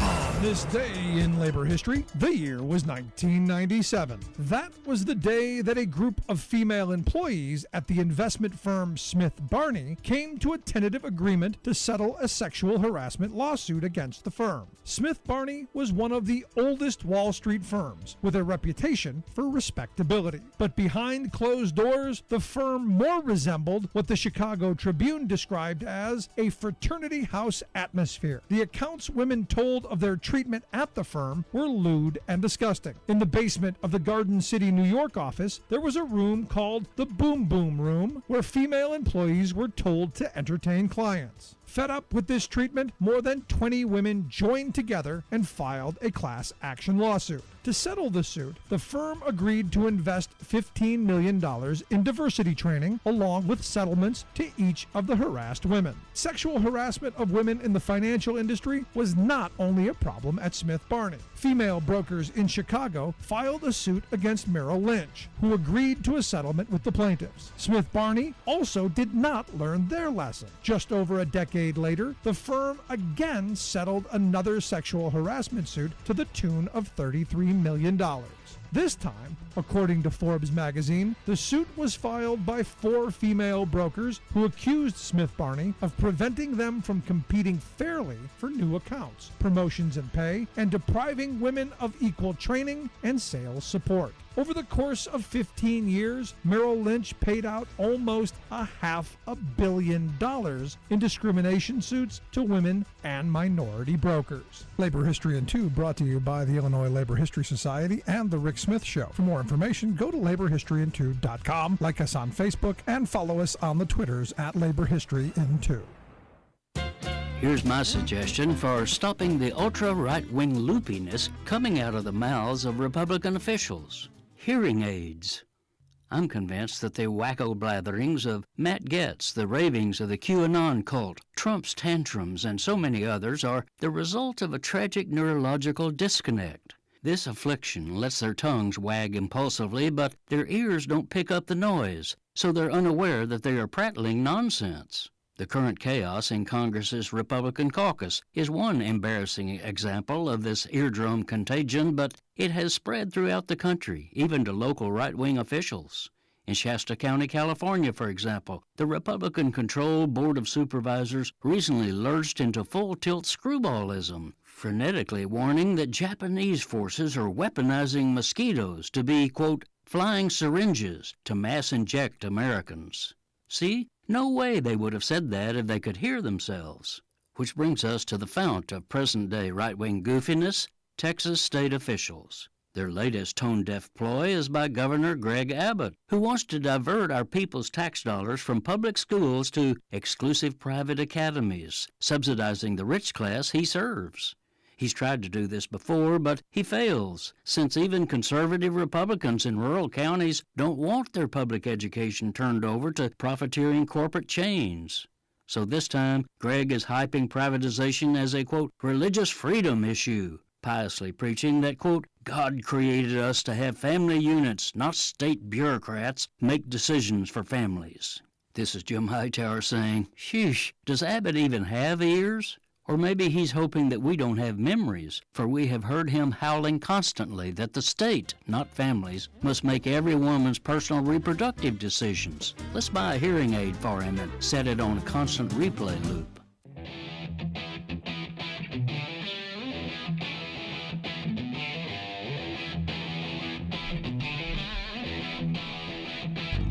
Welcome back to the Rick Smith Show. Now, here is Rick Smith. So it looks like Matt Gaetz may get a reprieve after all. Last week I said I thought, Matt Gaetz was going to get a good Cawthorning because you had the senator from Oklahoma. What was his name? Mark Wayne. Mark Wayne Mullen came out talking about how some of Gaetz's sexual exploits, grounding up ED medication and snorting it with Red Bull or whatever the allegation was. And I go, here it comes. All of the stuff that Gaetz was doing, Republicans are going to start letting out. Evidently, that's now probably not going to happen, thanks to they're going to be going after RFK Jr. And my thought when I saw all of these stuff as the RNC begins mobilizing against RFK Jr., because they understand it's them that is going to get hurt by this. I started thinking about the Q-Kooks and how upset they must be for the fear that RFK Jr. could steal votes from JFK Jr. Could happen. Could happen. Oh, the world we live in. Anyway, here to share some thoughts on, hey, maybe JFK Jr. is coming back after all. Here to share some thoughts on the insanity, our good friend, former Ohio Congressman and political analyst, Bob Ney. Bob, thanks for taking time for us. Well, thank you, Rick. I actually wish JFK Jr. really were alive and actually could run for president. He might do some things. Yeah, but not he's not. Election, and future election, he's not. And the world that we're in is so screwy. No kidding. So screwy. And in fact, right now we still don't have a Speaker of the House. They're still screwing around. And with the attack that just happened in Israel and all this the chaos that's going on there, just highlighting how broken our government is right now. I think that the centrists in the House, Republican side, will definitely, in this Tuesday caucus they're having, they will definitely use this. The situation in Israel to say, we've got to do this now. They're going to utilize that. In fact, had this not happened in Israel, I would say that the possibility of a non-decision would be, lingering out there. Maybe they go home over the weekend. I think this will cause, at least for some of them, to push for that. Yeah. Now, if they're really smart, Rick, there's two things they'll do if they're smart. And they'll do it before the caucus vote. One is agree to stop the nonsense of one member being able to vacate the seat of the Speaker. That's first. The second is, before they vote between Scalise and Jim Jordan, everybody raises their hand like you're in a classroom at school, and they pledge that no matter who wins in that caucus vote, it's 100% you go with the winner. Now, if they do that, that makes a difference. If they don't do that, you have a McCarthy situation where you go to the floor, and guess what might happen? Chaos. The 15 rounds with McCarthy might look quick. Yeah. And look, I got to be honest with you. I was expecting a week of chaos. I didn't want to see the attack happen in Israel. Nobody does.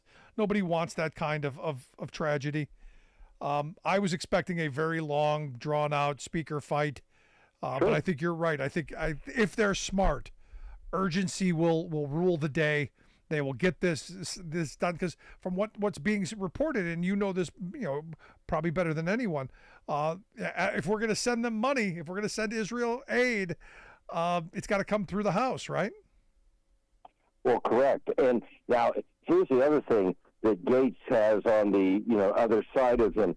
Just think if Gates had been successful and McCarthy had not been successful on this temporary reprieve of a shutdown.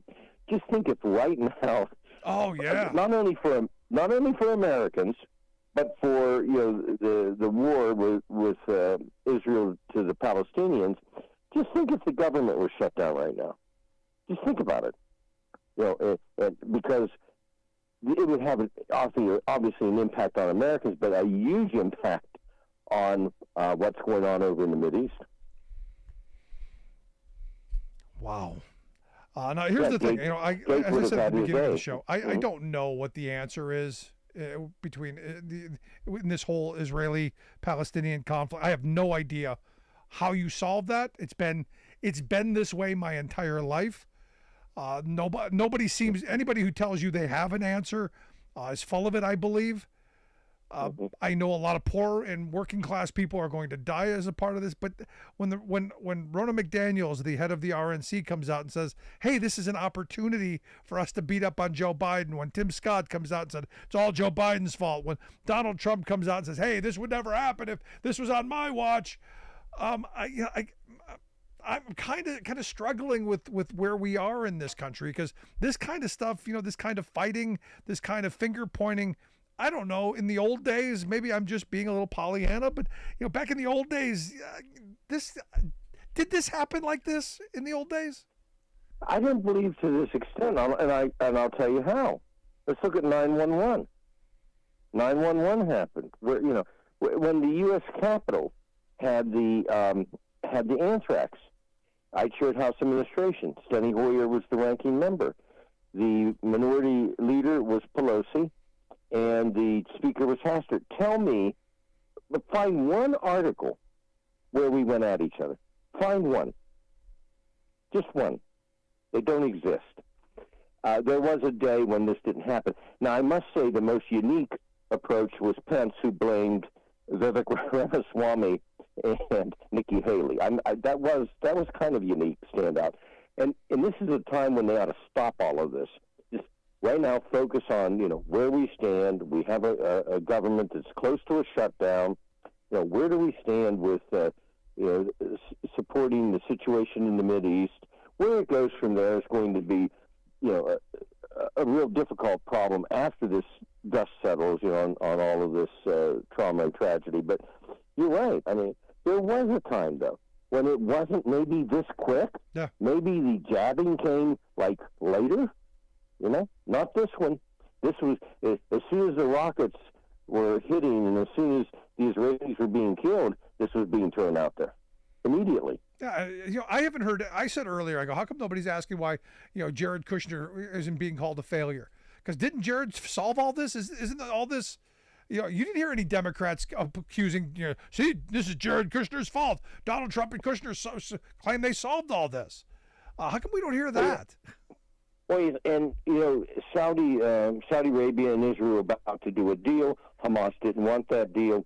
By the way, this whole thing, and Intel will show this. This whole thing has had a 2.5 year planning process. Intel's going to show that. They're already hinting at it. A 2.5 year planning process. So this wasn't based on one act, or it wasn't based on the Republican debate, as Pence likes to point out, and it wasn't based on something that someone of either party said, of either philosophy, or whether you're pro-Palestinian or pro-Israel. It wasn't something that somebody said. This has been in the makings. And Hamas wants dissension. Yeah. Wants dissension in Israel, wants dissension in America. It's that easy. It benefits them. Because my first thought on it when I heard all these people saying, "Oh, it's Joe Biden's fault," it's America's fault. I'm going, wait a second, that's kind of arrogant. What do we got to do with any of this? I mean, this is kind of between them. This is, from what I understand, the Gaza Strip is a hellhole prison of people who are. I mean, the situation is just horrible all the way around. I don't know that we had. Am I wrong? Did we do this? Well, we did not do this. This is the policy of how two different sides act with each other. And I'm very careful on this to say that, because there are situations on both sides. Yes. The Gaza Strip remains 5 miles wide, 25 miles long, with 2.5 million people, with 71% unemployment, of which 52% of the young people under 30 are unemployed. Right. All right? So let's try to envision that, because D.C. is twice the size of the Gaza Strip. Let's try to envision 2.5 million people in D.C., 71% unemployed. All right? So no, hold on. Let me frame this. It would look like D.C. would look like what conservatives believe it is. That's true. That's true. So you've got that situation. Now, no way does that mean that Hamas can do what they did. You also don't hear about the West Bank, because the West Bank didn't support Hamas. And they have ancient leadership in the Palestinian Authority. It's useless. And so in walks Hamas, telling people the Palestinian Authority's done nothing for you. Look what we can do for you. We take you out of your unemployment. So a lot of people bought onto this, unfortunately. So they elected their own lunatics in the Gaza Strip. They elected them. Yeah. They elected their own lunatics. The West Bank, thank goodness, didn't do that. But it remains that after this is done, and the horrible things, because no matter what the situation was in the Gaza Strip, nothing can justify what on earth were done to the Israelis and these innocent people. However, when this is done and the dust settles and controls may be reestablished, there's a situation there that Israel and the Palestinians, in the end of the day, have to deal with. And, we're not sitting there. We can't even broker this stuff. We've been trying to broker this stuff, since, whatever. 1948, we've been trying to broker something. Yeah, more than my entire lifetime. I mean, this has been going on. And as I said, I don't spend much time on it because I don't have an answer to it. I don't have a strong opinion one way or the other on it because I don't know all of the facts on both sides. But it's a horrible tragedy. But the fact that we've got right now a Republican Party that's that weirdly is all in on Israel while being on the side of the white supremacist anti-Semitic crowd is very bizarre. It's bizarre to me. If you're watching the Twitters, the same people who for the past several months have been pushing a lot of anti-Semitism here in the U.S. and across the globe, all in on Israel. It's a weird kind of. I don't know how you hold those two positions in your head at once. They're juxtaposed, and then the Republican Party, as it's standing in the House, is comparable to a patient who's in intensive care on life support, and the plug is halfway out of the socket for the ventilator. That's what position they're in. The next moves they make, Rick, Tuesday, Wednesday, Thursday, and Friday, the moves that they make is going to decide whether they have any chance of control of the U.S. House next year. Any chance. It's going to be decided this week. And if they continue to do what they have done, which is to let, one guy in particular, Gates, who wants to be governor or something of Florida, if they let one guy do this along with 7 other people to do what they're doing to get their Hollywood moments, then they can just kiss goodbye control of the House. That's, I think, a fact. No, I absolutely 100% agree with you. Especially when there's a real crisis in front of us. And you're right. Had there been a shutdown, wow, I didn't even think about that. Think about it. Oh, Matt Gaetz, Mr. Shutdown would have been standing there. I can tell you, everybody would have turned on him. Well, you did this. You shut it down. What do you want to do now? Yeah, he's lucky that he wasn't successful. Yeah, I got to be honest. I was expecting today to wake up and hear some more Cawthorning, and I use that because you look at what they did to Madison Cawthorn. I was expecting the same thing to happen to Gates. They started with Mark Wayne Mullen and some of those, and then with the stuff that happened over the weekend, it just stopped. I think some of the people were afraid to come out. There was the statement about what pictures he showed. There's other people that saw those pictures. I just think they're staying away from it because. Yeah. He's nuclear enough, and I don't think they want those members that he showed his braggings to. I don't think they want to be part of it. It's probably what's going on. Yeah, good point. Any thoughts on who is going to be speaker?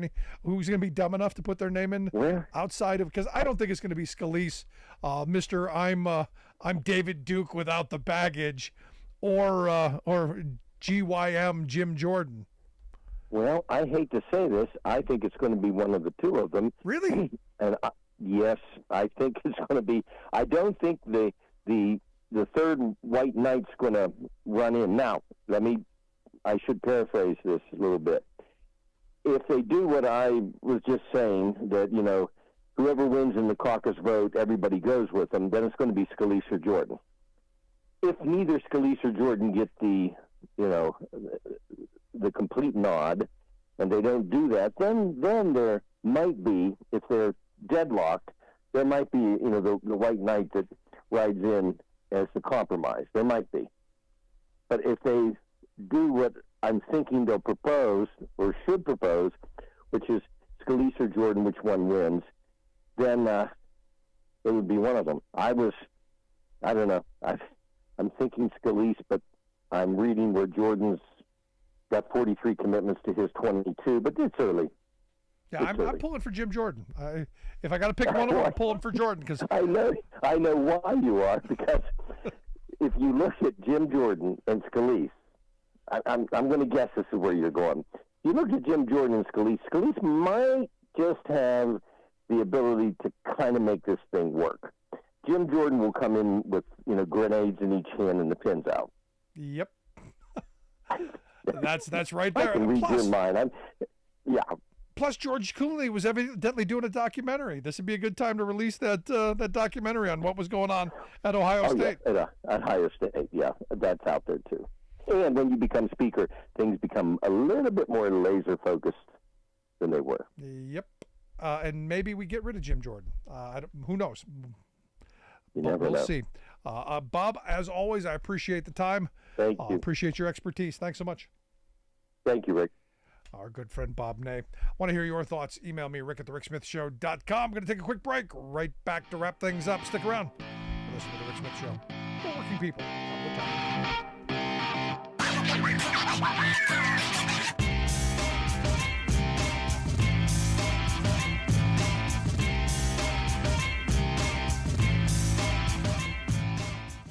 I'm Rick Smith, and this is Labor History in 2.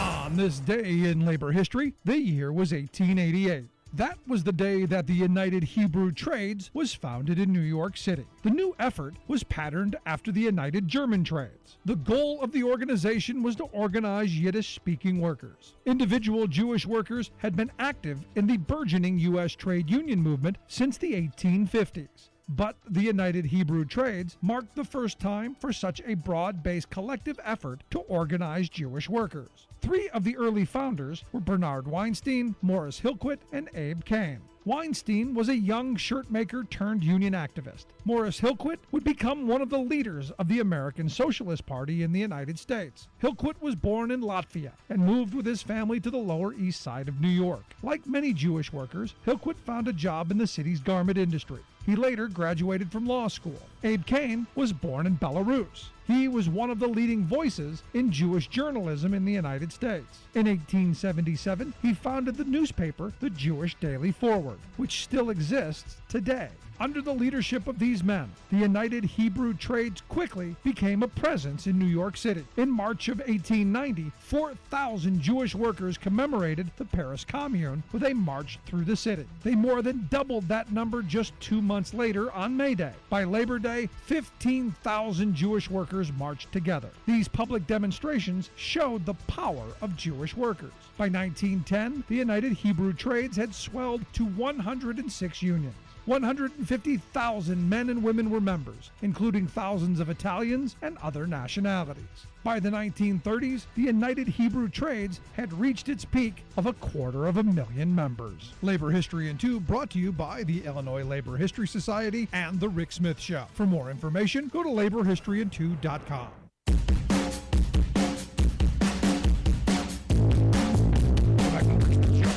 Website, ricksmithshow.com. So, former Texas Representative Will Hurd evidently suspended his Republican presidential bid and endorsed Nikki Haley, which was a complete shocker, considering nobody knew Will Hurd was running for president. And look, I didn't know. And look, that's my gig. But evidently he made the endorsement, gave some nice words, which is how we knew he was running for president, and good for him. Nikki Haley evidently has ramped up her fundraising, though. She's got about $11 million to fill her coffers with. She has basically outraised, most of the competition. Ron DeSantis of Florida raised $9.1 million. So, doing okay. They are. Now, Trump's got raised $45 million in the quarter and has $36 million on hand. So, Haley's $11 million, it's not comparing. So there you go. Now, here's some scary stuff. You want to know what's really frightening? With the rise of AI and our dependence on the inner tubes, I saw this story over at the Washington Post that Alexa, Amazon's Alexa, and there's going to be a moment where even the right wingers are going to go too far. But Alexa has come out and said that the election was stolen, was asked about the race in 2020, and Alexa, which a lot of people use, said that it was stolen by a massive amount of election fraud, cited Rumble and a video streaming there on Rumble as the information. So it's taking right-wing nonsense and it's citing it as fact. This is what I've been saying for a very long time, that what the right wing has done masterfully is they have flooded the internet with garbage, the Q, and they've created their own reality to where now the AI-sphere is saying that, you know, the election was stolen. Now, so what I did is I went over to I got one of the AI things, the Chat GPT thing, because I want to play with it. I want to see what it says, what it does. I asked, was the 2020 election stolen? And it said no. There's no credible evidence to support the claim that the 2020 U.S. presidential election was stolen. Multiple courts, including the Supreme Court, dismayed numerous lawsuits filed by supporters of former President Donald Trump alleging widespread voter fraud and irregularities that could have affected the outcome of the election. And I said, wow, that's pretty impressive. It then went on to say that the Justice Department, the Cybersecurity and Infrastructure Security Agency, and the FBI described the 2020 election as the most secure in American history. Additionally, the U.S. Cybersecurity and Infrastructure Security Agency called the election the most secure in American history and stated that there is no evidence that any voting system deleted or lost votes, changed votes, or was in any way compromised. That is a pretty sizable statement. Claims of widespread fraud have been thoroughly investigated and debunked. But you listen to the kooky folk? No. It was all stolen. And that Russia thing, it was all a hoax. On Friday, I don't know if you saw the story of Jesse Benton. Jesse Benton, a long time aide to both Ron Paul and Rand Paul, was convicted, you may remember, back in November on charges that he and another Republican operative got about $100,000 from a Russian oligarch, an influencer, if you will. I guess just wanted a picture with Trump. Wanted to put it on social media, wanted to make something out of him. So what this Benton guy did, took the $100,000, kept most of it, donated $25,000 to the RNC, got 2 tickets to a fundraiser, put Trump right at the same table, same event with this guy, this Russian guy, got the picture, and there you go. Mission accomplished. Problem? It's illegal. Foreign nationals can't donate to campaigns. The quid pro quo that was, hey, you give me the money and I'll get you in, kind of not good. Now, this guy Benton, he is married to the granddaughter of Ron Paul. He was also convicted back in 2016 of a scheme in Iowa to help Ron Paul, do better in the Republican presidential caucus. Evidently, he paid a state senator to switch his endorsement from crazy Michelle Bachmann over to Ron Paul, and he got caught. Again, this is who these folks are. This is who these folks surround themselves with. A bunch of shady people. But it's all about the money. Bunch of soulless folks. But I know the Russia stuff, all fake money. Fake news. Fake news. The money was real. The money cashes very well. The stories about Russians paying, people like this guy, evidently those are all fake, except the ones that aren't. I wonder what Alexa would say about that. That's why we don't have one. Want to hear your thoughts, though? Email me, rick@thericksmithshow.com. Miss any portion of the program, make sure you grab the podcast. Wherever you get your favorite podcast, you'll find ours. Appreciate you tuning in. We'll see you back here next time. You've been listening to The Rick Smith Show. Email Rick at rick@thericksmithshow.com. Until next time, this has been The Rick Smith Show, where working people come to talk.